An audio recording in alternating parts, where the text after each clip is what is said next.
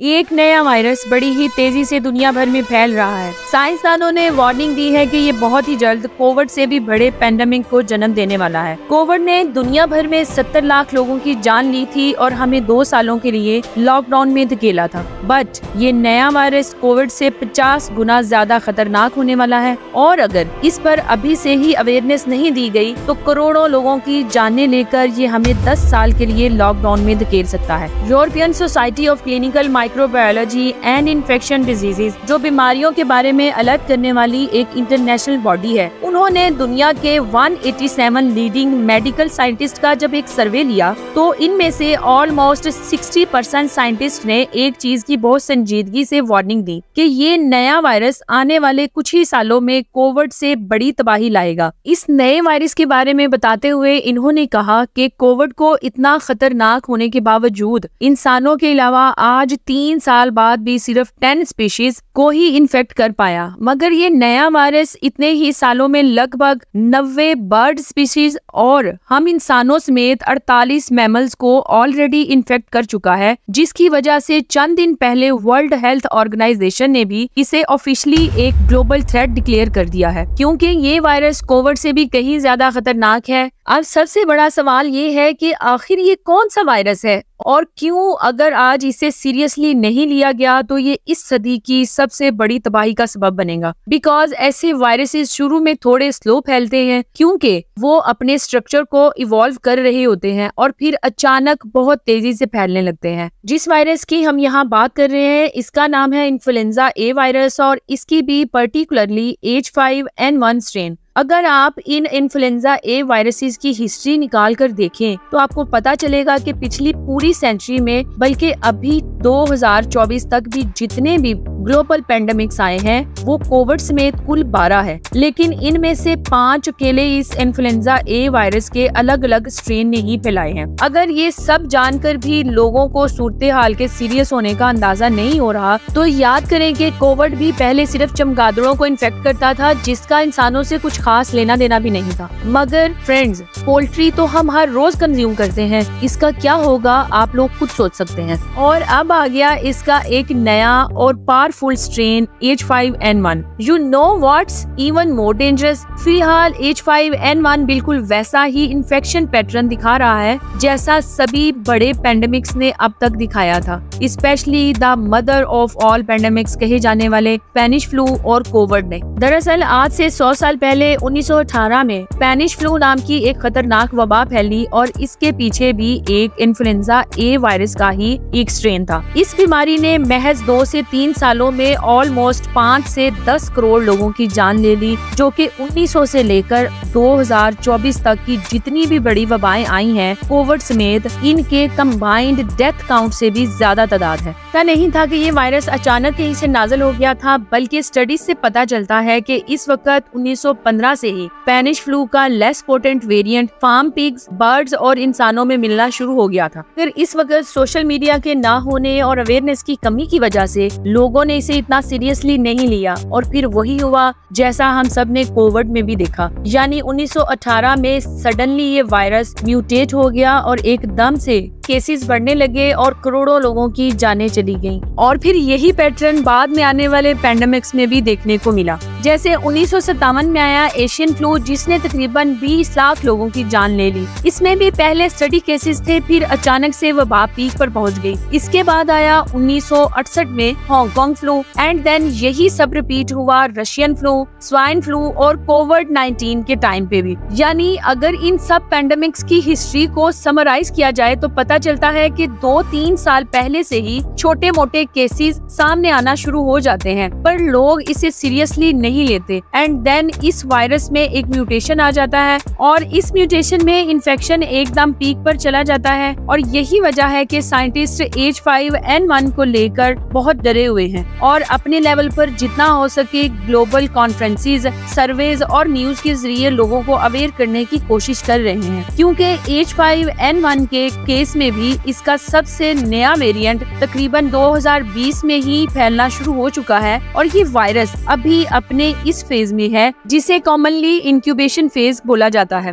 Currently वो हम इंसानों, परिंदों और जानवरों की बॉडीज में हमारी इंडिविजुअल बायोलॉजी के हिसाब से अपने आप को ढाल रहा है, इवॉल्व कर रहा है। इसके बाद जैसे ही वो हमारी बॉडीज के इम्यून सिस्टम को बाईपास करना सीख जाएगा, फिर आएगा इसका टिपिंग पॉइंट, यानी वो स्टेज जिसके बाद इन्फेक्शन के केसेस एकदम से शूट अप होने लगेंगे और किसी को संभलने का मौका भी नहीं मिलेगा, जैसे कोविड के केस में हुआ था। अब टिपिंग पॉइंट ना वायरसेस के केस में एक बहुत इंपॉर्टेंट फेज होता है जिसे आम इंसान ना ही समझता है और ना ही इसके लिए प्रीपेड होता है। तो अब इसके पीछे की साइंस को भी समझ लो। फ्रेंड्स, आपको याद है कि कोविड भी इसी टिपिंग पॉइंट की वजह से ही पेंडेमिक में बदला था। नवंबर 2019 में वो दुनिया के सामने आया। नवंबर से मार्च 2020 तक वो लोगों में इंक्यूबेट होता रहा एंड देन सडनली मार्च में इसका टिपिंग पॉइंट आया, जिसके बाद वो कंट्रोल से बाहर चला गया। और H5N1 को लेकर भी जिस तरह पूरी दुनिया से खबरें आ रही हैं, ऐसा बिल्कुल पॉसिबल है कि प्रोबेबली H5N1 का टिपिंग पॉइंट भी अब नजदीक आ चुका है और हो सकता है कि हमारे पास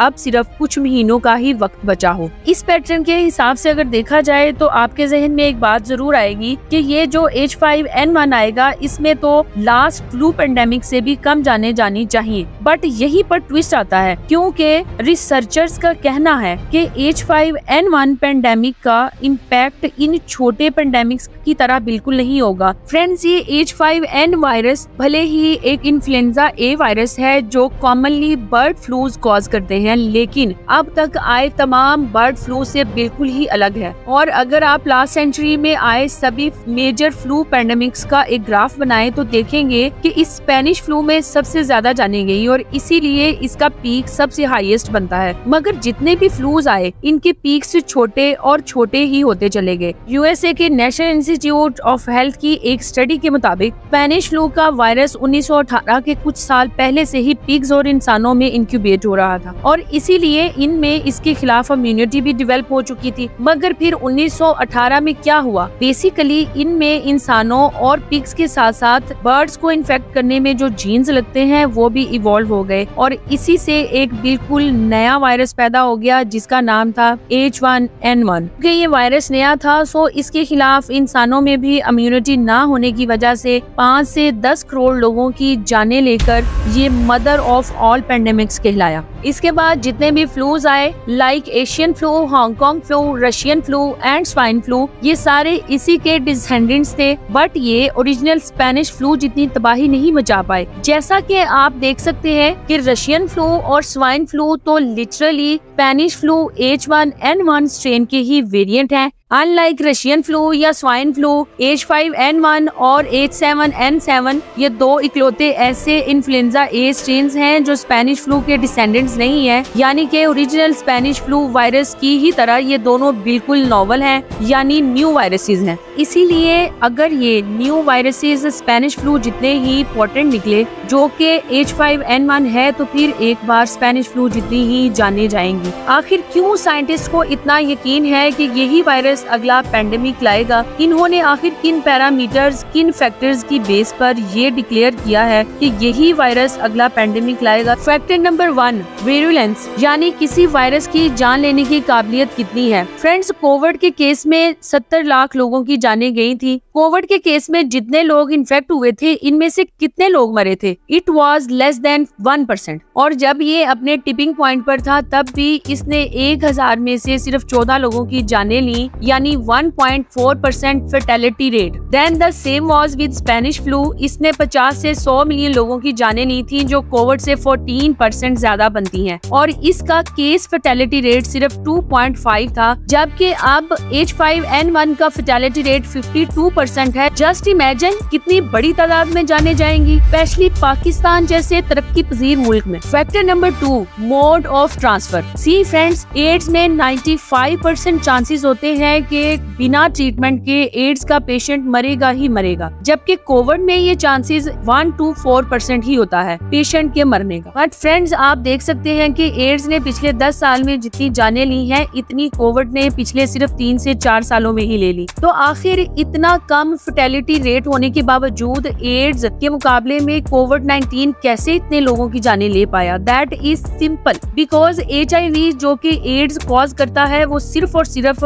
इन्फेक्टेड ब्लड से ही फैलता है, यानी कि ब्लड ट्रांसप्लांट, सेक्सुअल इंटरकोर्स और इस्तेमाल शुदा सिरिंज के दोबारा इस्तेमाल से। लेकिन कोविड के लिए जिम्मेदार SARS-CoV-2 वायरस एक एयरबोर्न वायरस था, यानी कि इन्फेक्टेड लोगों के छींकने या खांसने से वो हवा में सस्पेंड हो रहा था और एक ही वक्त में कई लोगों को इन्फेक्ट कर पा रहा था। इसी चीज को लेकर रिसेंटली एक रिसर्च भी की गई है ताकि ये पता लग सके कि जब कोई इंसान स्नीज करता है तो इसके पार्टिकल्स कितनी दूर तक ट्रेवल करते हैं। इस रिसर्च से पता चला है कि सिर्फ 22 सेकंड्स में वो 25 फीट दूर तक पहुंच जाते हैं। ऐसा नहीं हो सकता कि एक शहर में अगर एड्स के 5 से 10 केसेस मिले तो पूरा शहर इससे इन्फेक्ट हो जाए, जबकि अगर किसी शहर में 5 कोविड के केस मिले तो ये मुमकिन है कि फौरन ही पूरा शहर इसकी गिरफ्त में आ जाए। सो ऐसे में तसव्वुर करें कि एक वायरस जो कोविड से 50 गुना ज्यादा डेडली है and at the same time Covid जैसे ही एयरबोर्न मीडियम से फैलता है, तो आप तसव्वुर कर सकते हैं कि किस लेवल की तबाही हो सकती है। Factor number 3, severity of symptoms. तो फ्रेंड्स, H5N1 एक ऐसा वायरस है जो कफ, कोल्ड, फीवर,